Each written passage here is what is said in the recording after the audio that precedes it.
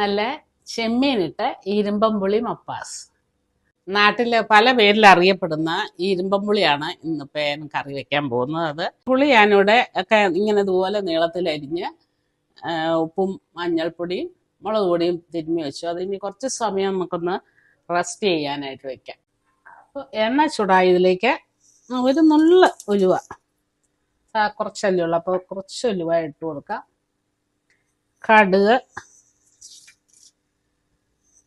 ഇട്ട് കൊടുക്കാം. അത് രണ്ടും പൊട്ടട്ടെ.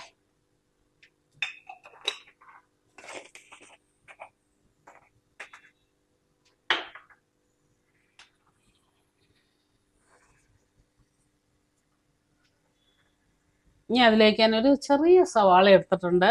ഇഞ്ചി വെളുത്തുള്ളി ഇച്ചിരി നന്നായിട്ടുണ്ട്, ഒരു കഷ്ണം ഉണ്ട്. പിന്നെ പച്ചമുളക്, ആവശ്യത്തിനുള്ള പച്ചമുളക്, കറിവേപ്പില അത്ര ഇട്ട് കൊടുത്ത് മൂപ്പിച്ചെടുക്കാം.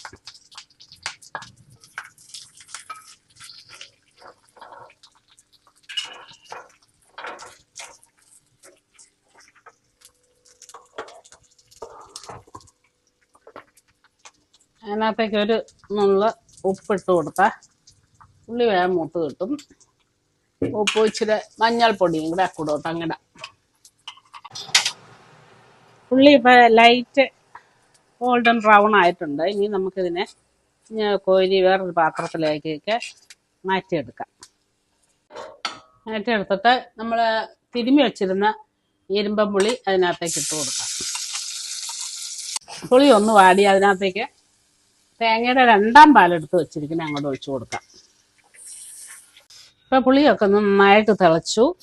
അപ്പം ഞാൻ ഓർത്തു ഇവിടെ ഞാൻ ആ ചെമ്മീൻ ഒക്കെ നുള്ളി ഒക്കെ വെച്ചിട്ടുണ്ടായിരുന്നു. അപ്പോൾ അപ്പം ഇതുകൂടെ രണ്ടൊന്ന് ചെമ്മീൻ അങ്ങ് ഇടാമെന്ന് വിചാരിച്ചു. ചെമ്മീൻ ഒന്ന് ചൂട് കയറിയാൽ മതി, അപ്പം വെന്ത് കഴിയും. അപ്പം ഇനി അതിനകത്തേക്ക് നമ്മൾ വറുത്ത് കോരി വെച്ചിരിക്കുന്ന ആ ഉള്ളി മുളകും എല്ലാം കൂടെ ഇട്ട് കൊടുക്കാം. അതും ഇട്ട് കൊടുത്തിട്ട് അതിനകത്തേക്ക് ആവശ്യത്തിനുള്ള ഒരല്പം ഗരം മസാല, ഗരം മസാല, ഒരു പൊടിക്ക് മാത്രം ഉലുവ വറുത്ത് പൊടിച്ച് വെച്ചിരിക്കണം, അതും ഇട്ട് കൊടുക്കാം.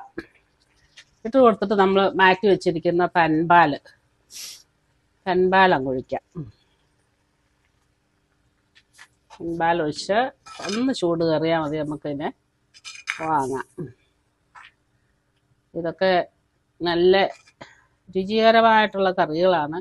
നമ്മുടെ നാട്ടിൽ വന്നല്ലേ ഈ പുളിയൊക്കെ കിട്ടുന്നത്. അപ്പോൾ പിന്നെ ഇങ്ങനെയൊക്കെ ഉണ്ടാക്കി കഴിക്കുന്നത് ഒരു സന്തോഷം.